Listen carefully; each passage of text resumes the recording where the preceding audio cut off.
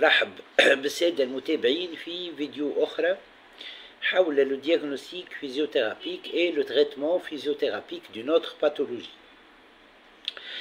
نذكر قبل كل شيء أنه الفيديو موجه للتثقيف الصحي فقط وما تعوض في حتى حالة من الحالات أنه الشخص وقت يبدأ مستحق باش يمشي الأخصائي علاج طبيعي وتقويم أعضاء إعادة تأهيل، يمشي الأخصائي علاج طبيعي وتقويم أعضاء إعادة تأهيل. ذكر كذلك أنه حسب رأيي الفيديو هذا ينجموا يعاونوا الطلبة في اختصاص العلاج الطبيعي وتقويم الأعضاء وإعادة التأهيل في أنهم يحضروا بور لي زيكزامان كلينيك. كذلك نذكر أنه ما عندي حتى ربح مادي من الفيديو هذا اللي قاعد نقدم فيهم سوغ ما باج فيسبوك اي سوغ ما شين يوتيوب. أطلب كذلك من السادة المتابعين أنهم ما يعاودوش وحدهم لي زيكزارسيس لي ميثود اللي قاعد نحكي عليهم en ce qui concerne le diagnostic physiothérapique et le traitement physiothérapique. المقصود وقت اللي شخص يستحق باش يمشي الكينيزيثيرابوت يمشي الكينيزيثيرابوت ولو كينيزيثيرابوت selon le cas اللي يبدا قدامه معناها il va choisir les méthodes et les exercices اللي باش يستعملهم en ce qui concerne le diagnostic physiothérapique et le traitement physiothérapique. نتعداو مع بعضنا إذن لموضوعنا اليوم وهو موضوع مهم جدا. الحقيقة معناها اليوم باش نحكيو على ce qu'on appelle معناها وقت لشخص il se présente à un kinésithérapeute ويقول لك راهو عندي un bruit وقت اللي نحرك mon genou ولا وقت نحرك mon articulation de hanche نسمع un craquement نسمع un bruit. Alors comment faire le diagnostic physiothérapique et comment faire le traitement physiothérapique. نبداو بشوية بشوية وإن شاء الله الفيديو ما تطولش. نبداو en ce qui concerne l'articulation du genou. إذا كان نحرك الجنو en extension ولا en flexion et surtout en extension ونلقى بروي. En tout cas, إذا كان نحرك le genou ونلقى بروي. Quelles sont les hypothèses possibles وإلا نقولوا quelles sont les causes. نبداو بالارتhrose au niveau du genou. Arthrose fémuro-patellaire ولا arthrose fémuro-tibiale ولا arthrose fémuro-patellaire et fémuro-tibiale ensemble. Là, ذكر أني في فيديو سابقة قلت comment faire le diagnostic physiothérapique pour déceler معناها pour savoir s'il y a une arthrose au niveau du genou. Et là donc il faut renforcer comme traitement physiothérapique, il faut renforcer le vaste interne surtout. Il faut stabiliser l'articulation du genou pour avoir un genou sans bruit lors du mouvement, sans craquement lors du mouvement. Alors, il faut renforcer le quadriceps et surtout le vaste interne. Ensuite, ذكروا كذلك أنه وقت اللي حكيت على diagnostic physiothérapique et le traitement physiothérapique pour ce qu'on appelle le blocage des ménisques et les lésions méniscales. les vidéos تلقاوهم الكل بالنسبة للسادة المتابعين. قلت أنه فما إمكانية أن يكون فما un bruit. Et là, lors معناها un bruit lors de معناها دو موفمون دو جنو. et là كيف ما قلت كذلك ارجعوا للفيديو اللي حكيت فيها على لي مينيسك وشوفوا لو diagnostic physiothérapique et le traitement physiothérapique.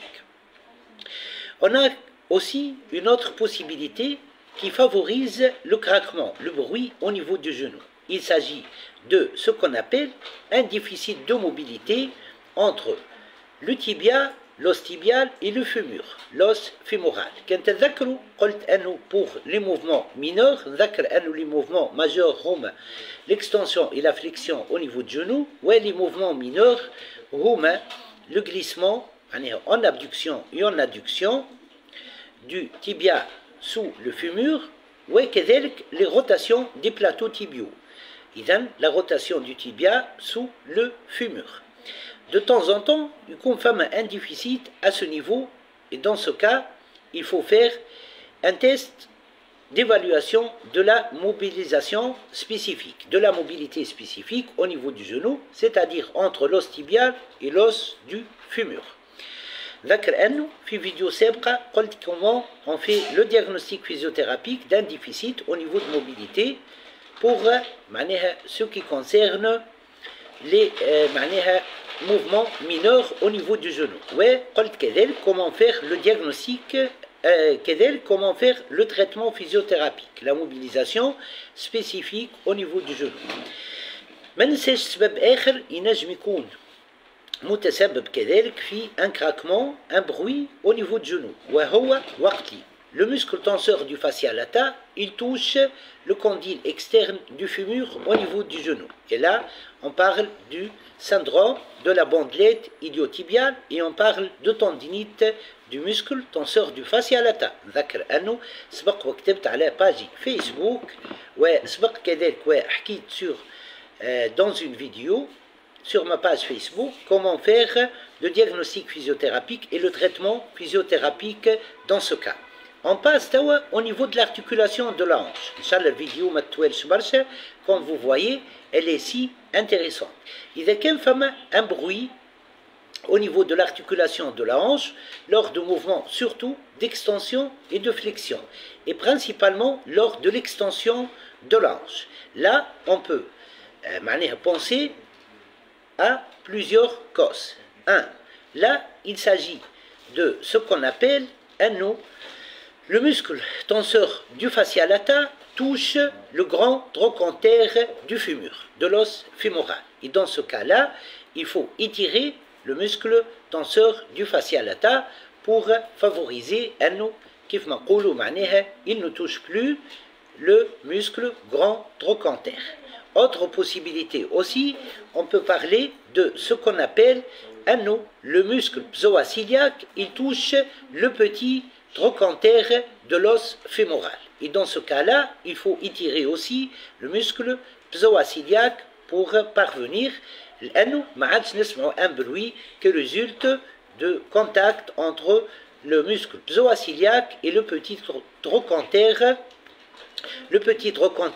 du fémur. Là, pour le diagnostic physiothérapique, il suffit de s'approcher du bruit lors de l'extension pour savoir la localisation et savoir qu'il s'agit de ce qu'on appelle un contact entre une structure tendineuse, TFL, une structure, voilà, tendineuse, le tendon du muscle tenseur du fascia lata, et une structure osseuse, c'est-à-dire le grand trochanter, ou elle une structure tendineuse, le tendon du muscle psoasiliaque et l'os petit trochanter de l'os fémoral. Voilà. ما ننساش كذلك أنه le bruit ينجم يكون au niveau de ce qu'on appelle l'éminence iliopectinée. Et dans ce cas-là, de même, on s'approche de la zone du bruit pour savoir qu'il s'agit d'un contact entre une structure tendineuse, celle du muscle tenseur, celle du muscle psoasiliaque, et une structure osseuse au niveau de l'éminence iliopectinée. Voilà. On passe à autre chose. من الأسباب كذلك de ce qu'on appelle le bruit, le craquement lors de mouvements au niveau de la hanche. Là, on va parler de ce qu'on appelle la coxarthrose, l'arthrose au niveau de la coxo-fémorale. ذكر أني في فيديو سابقة قلت comment faire le diagnostic physiothérapique dans le cas de conflits fémoro-acétabulaires وتحديدا dans le cas de conflits fémoro-acétabulaires sans arthrose, ou dans le cas de conflit fémoro-acétabulaire avec la présence d'arthrose au niveau de la coxo-fémorale. Voilà. إذن ذكر نجم ترجعوا الفيديو هذيك pour trouver le diagnostic physiothérapique et le traitement physiothérapique dans ce cas. Et dans ce cas, on va comme traitement physiothérapique de ce bruit, du craquement, اللي نسمعوه وقت اللي تبدا فما une coxarthrose lors de mouvements. Alors on renforce principalement les extenseurs au niveau du muscle de la hanche, وكذلك on renforce les abducteurs et sans oublier de renforcer les rotateurs. Voilà. Vous trouvez d'une façon plus détaillée comment faire le traitement physiothérapique de ce qu'on appelle la coxarthrose dans une vidéo سابقة قدمتها. ما ننساش كذلك en ce qui concerne le conflit fémoro-acétabulaire antérieur. Là, ça peut induire un bruit. Voilà, ونذكر كذلك أنه في فيديو سابقة قلت comment faire le diagnostic physiothérapique dans le cas de conflit fémoro-acétabulaire antérieur et comment traiter ce conflit fémoro-acétabulaire et par la suite le bruit entendu وقت اللي يصير le mouvement au niveau de l'articulation de la hanche va disparaître. Voilà. ما ننساش كذلك qu'il faut évaluer la mobilité spécifique au niveau de l'articulation de la hanche entre l'os coxal et entre voilà l'os coxal et l'os fémoral. Voilà.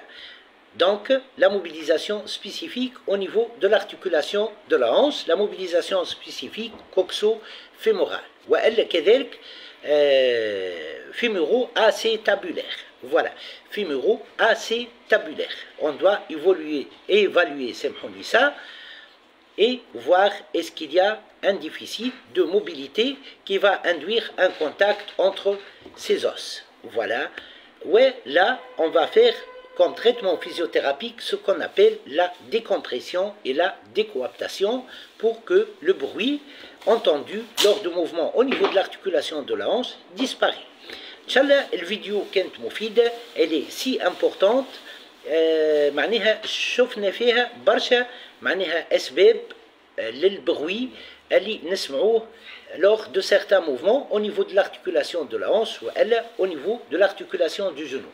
نذكر كذلك أنه dans le cas où il y a un contact entre le muscle tenseur du fascia lata et le condyle fémoral externe au niveau de l'articulation du genou, là le bruit va être entendu كيف ما قلت fort probable. Voilà. Et le degré de ce bruit il varie selon l'intensité du contact entre le tendon du tenseur du fascia lata et le condyle externe fémoral. مرحبا بكم. تلقاو الفيديو هذه شوي آخر sur ma chaîne YouTube, من بعد elle sera repartagée sur ma page Facebook. قربنا برشا من 100 فيديو sur ma page sur ma chaîne YouTube. حكينا على أكثر من 300 pathologies en ce qui concerne le diagnostic physiothérapique et le traitement physiothérapique. مرحبا بكم. إن شاء الله حصلت الإفادة وإلى اللقاء. مرحبا.